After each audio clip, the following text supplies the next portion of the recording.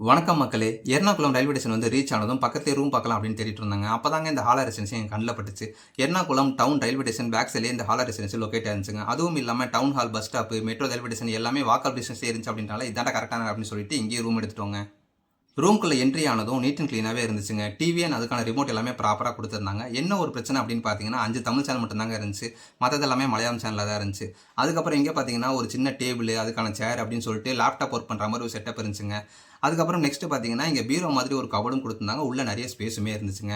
Next இங்க ஏசியும் இருக்கு. But நாங்க நான் ஏசி ரூம் தான் எடுத்திருந்தோம் அப்படின்றனால, ஏசி ஆஃப்ல தாங்க இருந்துச்சு. இந்த ஹாலா ரெசிடென்சில மொத்தம் 31 ரூம் இருக்குங்க. அதுல நான் ஏசி ரூமுக்கு 1300ம், ஏசி ரூமுக்கு 1700ம் சார்ஜ் பண்றாங்க.